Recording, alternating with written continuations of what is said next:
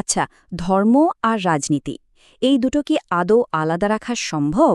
আর যখন এই দুটো শক্তি মিলেমিশে একাকার হয়ে যায় তখন আসলে কি হয়?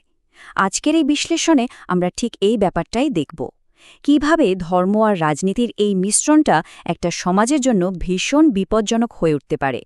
আর হ্যাঁ, এর থেকে বেরিয়ে আসার কোনো পথ আছে কিনা সেটাও খুঁজে দেখব। দেখুন, এই কথাটা কিন্তু বেশ গভীর। ধর্ম আর রাজনীতি এই দুয়ের মধ্যে একটা সীমারেখা বজায় রাখতে না পারলে সে জাতির কপালে দুঃখের শেষ নেই। এই একটা বাক্যই যেন আজকের পুরো আলোচনার মূল সুরটা বেঁধে দেয়। তো চলুন দেখি এই সীমারেখাটা ঠিক কেন এত জরুরি, আর এটা মুছে গেলেই বা কী ধরনের সংকট তৈরি হয়। তো প্রথম কথাই হলো, এই মিশ্রণটা আসলেই খুব বিপজ্জনক।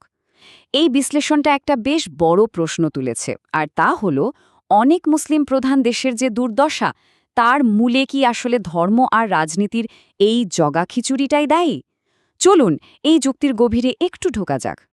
আর এই সমস্যার শুরুটা হচ্ছে এমন একটা জায়গা থেকে, যা কিনা হওয়ার কথা ছিল সবচেয়ে শান্তির জায়গা। কিন্তু আশ্চর্যভাবে সেই পবিত্র মঞ্চগুলোই কিভাবে রাজনৈতিক হাতিয়ারে পরিণত হচ্ছে, চলুন দেখি।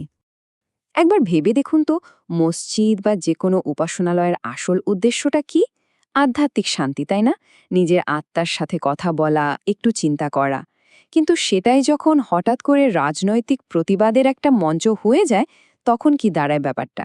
অনেক সময় দেখা যায় মানুষের সরল বিশ্বাসকে কাজে লাগিয়ে তাদের এমন একটা পথে নিয়ে যাওয়া হচ্ছে, যা আসলে সমাজে বিভেদই তৈরি করে।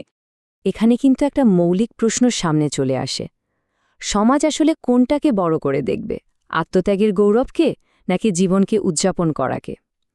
দেখুন, একদিকে বলা হচ্ছে শহীদ হওয়ার মহিমার কথা, আর অন্যদিকে বলা হচ্ছে সৃজনশীলতা, শান্তি আর আনন্দের কথা।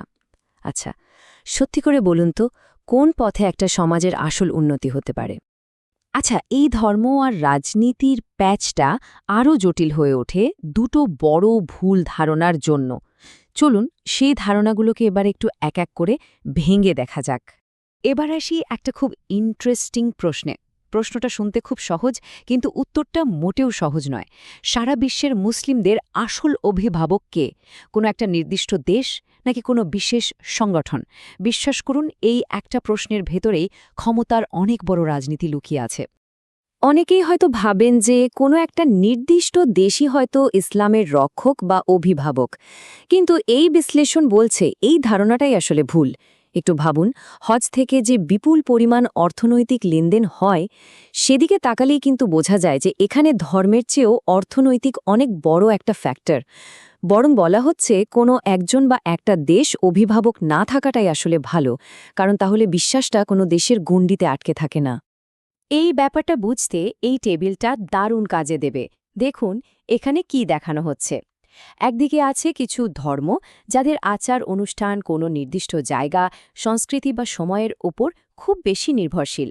আর তার পাশেই ইসলামকে রাখা হয়েছে, যাকে বলা হচ্ছে স্থান, কাল আর পাত্র থেকে স্বাধীন। মানে এর আবেদনটা কোনো এক জায়গায় সীমাবদ্ধ নয়, আর এটাই এর বিশ্বজনীনতার মূল ভিত্তি বলে মনে করা হয়। এটা খুব গুরুত্বপূর্ণ একটা পয়েন্ট। ধর্মীয় ঐক্য আর জাতীয় ঐক্য, এই দুটোকে এক করে ফেলাটা একটা মারাত্মক ভুল। ব্যাপারটা অনেকটা এরকম, যখন দেশের পতাকার পরিচয় আর উপাসনালয়ের পরিচয় মিলেমিশে একাকার হয়ে যায়, তখন লাভের চেয়ে ক্ষতিই বেশি হয়, আর সেখান থেকেই কিন্তু বিভেদটা শুরু হয়। তো এতক্ষণ তো আমরা সমস্যাগুলো নিয়ে অনেক কথা বললাম। এখন প্রশ্ন হলো, এর সমাধানটা কি? এর থেকে বেরোনোর পথটা কোথায়? এই বিশ্লেষণ কিন্তু একটা পরিষ্কার সমাধানের দিকেই ইঙ্গিত করছে। আর সেই সমাধানটা হল ধর্মনিরপেক্ষতা। শব্দটা ভারী শোনালেও এর মূল কথাটা কিন্তু খুব সহজ। রাষ্ট্র চলবে তার নিজের নিয়মকানুন দিয়ে, আর ধর্ম থাকবে মানুষের ব্যক্তিগত বিশ্বাসের জায়গায়। মানে রাষ্ট্র কোনো একটা নির্দিষ্ট ধর্মকে বিশেষ সুবিধা দেবে না, সবার জন্য সমান সুযোগ। বলা হচ্ছে এটাই হয়তো মুক্তির পথ। কিন্তু যখন এর উল্টোটা হয়, মানে কোনো দেশের যদি একটা রাষ্ট্রধর্ম থাকে, তখন বিপদটা কোথায়? বিপদটা হলো তখন ধর্মীয় নেতারা রাষ্ট্রনেতাদের ওপর খবরদারি করার একটা সুযোগ পেয়ে যান। একটা ইসলামিক লিটমাস টেস্টের মতো ব্যাপার হয়ে যায়। উদাহরণ হিসাবে সাদ্দাম হোসেনের কথা ভাবুন। তার মতো শক্তিশালী শাসককেও কিন্তু এই ধর্মীয় কার্ড ব্যবহার করে দুর্বল করার চেষ্টা হয়েছে। রাষ্ট্রনেতারা যখন প্রকাশ্যে কোনো ধর্মগুরুর পায়ে মাথা নত করেন, তখন ক্ষমতার ভারসাম্যটা কিন্তু পুরোপুরি নষ্ট হয়ে যায়। তাহলে পথ কোনটা?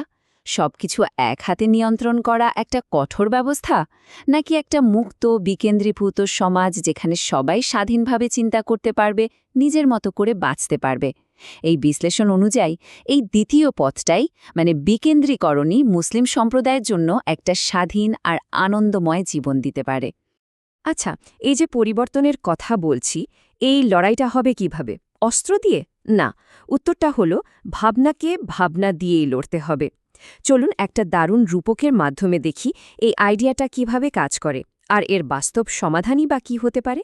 এখানে একটা খুব পরিচিত কিন্তু শক্তিশালী গল্পের সাহায্য নেওয়া হয়েছে, নবী মুসার গল্প। ভাবুন একবার দৃশ্যটা।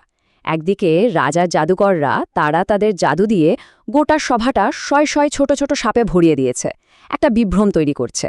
আর অন্যদিকে মুসা, তিনি শুধু তার হাতের লাঠিটা ছুঁড়ে মারলেন, আর সেটা সাথে সাথে একটা বিশাল বড় সাপ হয়ে গেল, আর বাকি সব ছোট ছোট সাপগুলোকে এক এক করে গিলে ফেলল। এই গল্পের আসল মানেটা কিন্তু অসাধারণ। ওই যে ছোট ছোট সাপগুলো, ওগুলো হলো সব অযৌক্তিক চরমপন্থী ভাবনা, যেগুলো সমাজে বিভ্রান্তি ছড়ায়।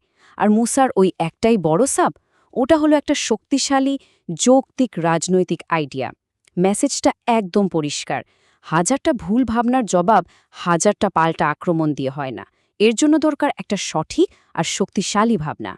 তো রূপকের জগৎ থেকে এবার বাস্তবে ফেরা যাক। ওই যে বড় সাপ বা শক্তিশালী রাজনৈতিক ভাবনার কথা বললাম, সেটা বাস্তবে কিভাবে কাজে লাগানো যেতে পারে? এর জন্য একটা সুস্পষ্ট অ্যাকশন প্ল্যান বা কর্ম পরিকল্পনাও কিন্তু দেওয়া হয়েছে। এই পরিকল্পনাটা শুরু হচ্ছে একদম নিচ থেকে, মানে তৃণমূল পর্যায় থেকে। প্রথম কাজ, মসজিদ কমিটিগুলোকে এটা নিশ্চিত করতে হবে যেন ধর্মীয় মঞ্চ থেকে কোনো রাজনৈতিক বক্তব্য না দেওয়া হয়। দ্বিতীয়ত, ওয়াকাফ আইনের মতো রাজনৈতিক সমস্যাগুলোর সমাধানের জন্য রাজনৈতিকভাবেই লড়তে হবে, সমাবেশ বা সংগঠন করে। তৃতীয় ধাপ, গণতান্ত্রিক শক্তিকে কাজে লাগানো, মানে ব্যালেটের মাধ্যমে সঠিক, যোগ্য আর দায়িত্বশীল প্রতিনিধির সংসদে পাঠানো। আর সবশেষে একেবারে নতুন ধরনের শ্রমভিত্তিক রাজনৈতিক দল, যেমন ধরুন মজদুর পার্টি বা ওমেন ফেডারাল ফ্রন্টের মতো আন্দোলন গড়ে তোলা। তো সবকিছু শেষে প্রশ্নটা কিন্তু এখানেই এসে থামে। এই যে নতুন রাজনীতির কথা বলা হচ্ছে, এটা কি সত্যিই ধর্ম আর ক্ষমতার মধ্যে সেই পবিত্র সীমারেখাটা আবার নতুন করে এঁকে দিতে পারবে? উত্তরটা হয়তো সময়ই বলে দেবে। তবে ভাবনার শুরুটা কিন্তু এখান থেকেই করতে হবে।